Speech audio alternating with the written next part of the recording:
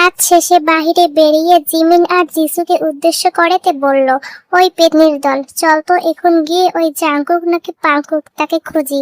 বেচারার আমার কাছে একটা ধন্যবাদ পাওনা আছে, আমি আবার ঋণী থাকতে পছন্দ করি না।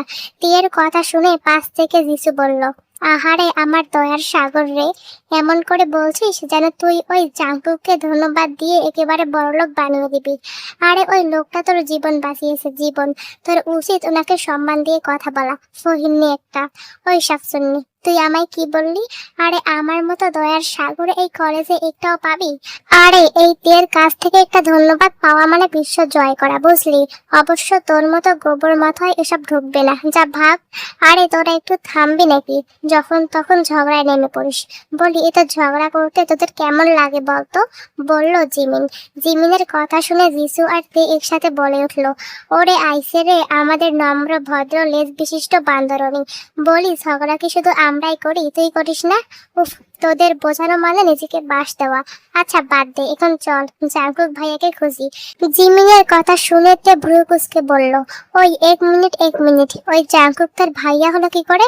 আর তোর কোনো ভাই আছে আগে তো জানতাম না, নাকি উনি তোর কাজিন? তের কথা শুনে জিমিন অসহায় গলায় বলল, আপনার পায়ে পড়ে দুষ্টু পাখি, আমার বড় ভুল হয়ে গেছে ওনাকে ভাইয়া ডেকে। দয়া করে এখন এটা নিয়ে বিশ্লেষণ করতে বসবেন না। জাঙ্কুক আমাদের সিনিয়র, তাই ভাইয়া বলছি, বুঝলি? বুঝলাম, এখন বকবক না করে চল ওই জাঙ্কুককে খুঁজি। তের কথা শুনে জিমিনের রাগ হলেও কিছুই বলল না, কারণ ও জানে এই দুষ্টু পাখিকে কিছু বলে লাভ হবে না। তারপর তিন বান্ধবী মিলে একটু সামনে এগিয়ে যেতেই জাঙ্কুককে দেখতে পেল। ফোনে কার সাথে যেন কথা বলে ফোনটা পকেটে রেখে গেটের দিকে চলে যাচ্ছে।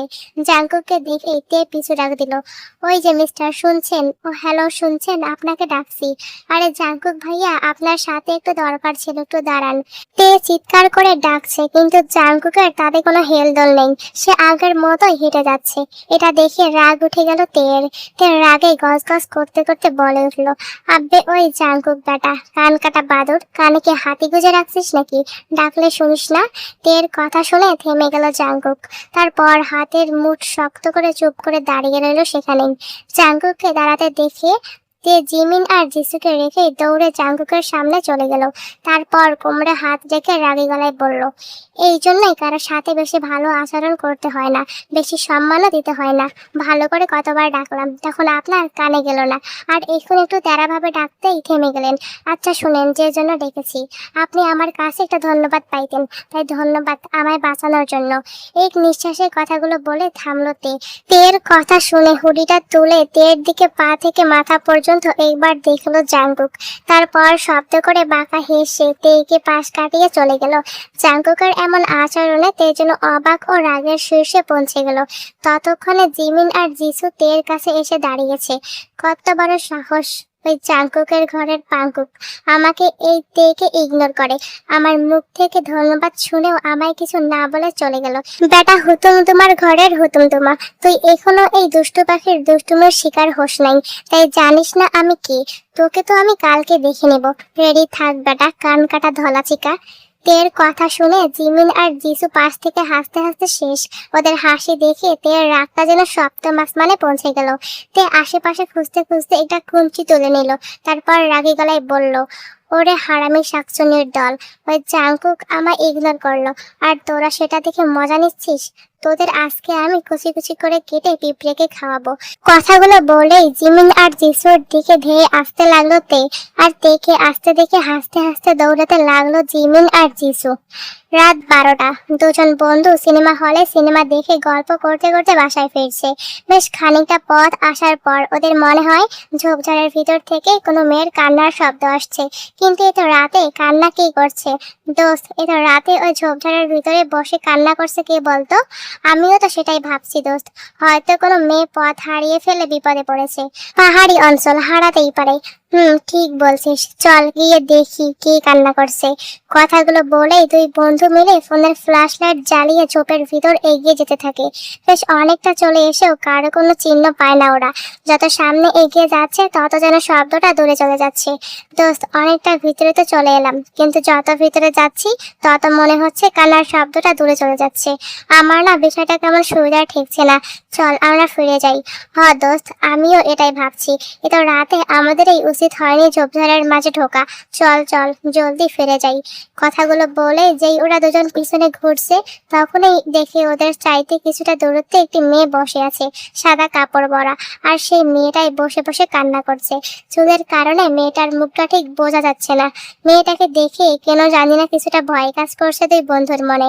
দোস্ত, এই মেয়েটা এখানে এলো কখন? একটু আগে তো ছিল না এখানে। হ দোস্ত, আমিও সেটাই ভাবছি। ভয় পাস না, চল তো গিয়ে দেখি কেন কাঁদছে মেয়েটা।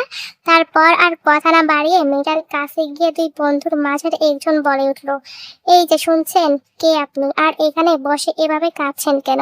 ছেলেটার কথা শুনেই মেয়েটা কান্না বন্ধ করে চুপ করে গেল, কিন্তু কিছু বলছে না বা মাথাও তুলছে না মেয়েটা। কি হয়েছে আপনার? এই এত রাতে একা একা ঝোপঝাড়ে বসে কান্না করছেন কেন আপনি? আমাদের বলতে পারেন, আমরা আপনাকে সাহায্য করতে পারি। কথাগুলো বলতে বলতে হাতে থাকা ফোনের ফ্ল্যাশ লাইটটা নিয়ে মেয়েটার কাছে এগিয়ে গেল ওরা। তারপর মেয়েটার মুখের দিকে লাইট ধরতেই মেয়েটা ওদের দিকে মুখ করে তাকিয়ে একটা বিশ্রী হাসি দিল। মেয়েটার মুখটা দেখতেই ভয়ে চিৎকার করে কয়েকদম পিছিয়ে গেল ছেলে দুটো। যে মেয়েটা বসে কান্না করছিল ওই মেয়েটার মুখটা একদম ফ্যাকাশে ফর্সা, আর চোখ দুটো গাঢ় লাল টকটকে। চেহারাটা অনেক সুন্দর, তবে ঠোঁট ভেদ করে দুই পাশ দিয়ে বেরিয়ে আছে সুচালো দুটো চিকন দাঁত। সাথে লেগে আছে মেয়েটার মুখে গাহিম করা ভয়ানক হাসি। মেয়েটার মুখ দেখেই ভয়ে চিৎকার করতে করতে সরে গেল দুই বন্ধু। আর তখনই পিছনে কিছু একটার সাথে ধাক্কা খেলো ওরা। সাথে সাথে পিছনে ঘুরে ফ্ল্যাশ লাইটের আলোটা ধরতেই দেখতে পেল সেখানে দাঁড়িয়ে আছে আরো একজন যুবক। আর তারও মুখটা ধপধপে ফর্সা, চোখ দুটো গাঢ় টকটকে লাল, সাথে ঠোঁট ভেদ করে বেরিয়ে আছে সুচালো ভয়ানক দাঁত। ছেলে দুটো কিছু বুঝে ওঠার আগেই দু পাশ থেকে মেয়েটা আর ছেলেটা আক্রমণ করলো বন্ধু দুজনের উপর। তারপর নিজেদের সুচালো দাঁতগুলো ঢুকিয়ে দিল ছেলে দুটোর গলায়, আর জোকের মতো চুষে চুষে খেতে লাগলো ছেলে দুটোর শরীরের সমস্ত রক্ত। মুহূর্তের মাঝে ছটফট করতে করতে মারা গেল ছেলে দুজন। ছেলে দুটোর শরীরের সমস্ত রক্ত খাওয়া শেষ হলে ওদের নিথর রক্তশূন্য দেহ দুটো ফেলে রেখে মুখে তৃপ্তির হাসি ফুটিয়ে উড়াল দিয়ে চলে গেল ওই ভয়ানক ছেলে মেয়ে দুটো। পরের দিন সকালে ঘুম থেকে তাড়াতাড়ি করে উঠে খুব দ্রুত কলেজের জন্য রেডি হয়ে নিচ্ছে তেকে এত তাড়াতাড়ি উঠতে দেখে আর কলেজের জন্য রেডি হতে দেখে ওর মা যেন আকাশ থেকে পড়লো। বলছে যে তোর শরীর ঠিক আছে তো? মানে তুই সুস্থ আছিস তো মা? এমন আজব কথার মানে কি আম্মু? আমি তো সশরীরে সুস্থভাবে তোমার সামনে দাঁড়িয়ে আছি, তাহলে আমি অসুস্থ হব কোন সুখে শুনি? অসুস্থ না হলে তুই পাগল হয়ে যাসনি তো? যে মেয়েকে ঘুম থেকে তোলার জন্য প্রতিদিন সকালে আমার এক প্রকার যুদ্ধ করতে হয়, সেই মেয়ে কিনা আজকে এত সকালে ঘুম থেকে উঠে কলেজের জন্য রেডি হয়ে গেছে? ভাবা যায় বল এটা? ও আম্মু প্লিজ এমন আবল তাবল কথা বলে আমার সময় নষ্ট করো না তো। তাড়াতাড়ি কলেজ যেতে হবে, সরো সরো। তা আমার মেয়ের এই পরিবর্তনের কারণটা কি, তা কি জানতে পারি? নাকি আমার মেয়েটা কারোর সাথে প্রেম করছে? যদিও এটা ভাবাটাই বোকামো হবে। মায়ের কথা শুনে এতে রাগী গলায় বলল, আচ্ছা আম্মু একটা কথা বলো তো। বলি আব্বু, বিয়ের পর তোমার সহ্য করতো কি করে আমি সেটাই বুঝি না। আমার তো মাঝে মাঝে মনে হয় আব্বু তোমায় পাগলাগার থেকে বিয়ে করে এনে পাগলাগারদের সংখ্যা কমিয়েছে। তবে রে, কি বললি তুই ফাজিল মেয়ে? মায়ের সাথে ফাজলামো, তাই না? দাঁড়া, তোকে দেখাচ্ছি মজা। কথাটা বলেই তের দিকে তেড়ে এলো ওর মা, আর তে গিয়ে মায়ের গলা জড়িয়ে ধরে বলল, ও আম্মু রাগ করছো কেন বলো তো? আমার আম্মু তো পৃথিবীর সেরা আম্মু। এখন আমায় তাড়াতাড়ি কলেজে যেতে দাও প্লিজ। একজনকে আজকে মজা বুঝাবো আমি।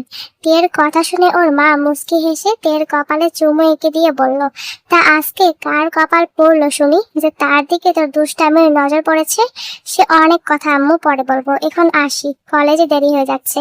কথাটা বলেই বাহিরের দিকে দৌড় দিল তে। আরে নাস্তাটা তো করে যাতে, ক্যান্টিন থেকে খেয়ে নেবো আম্মু, তুমি চিন্তা করো না।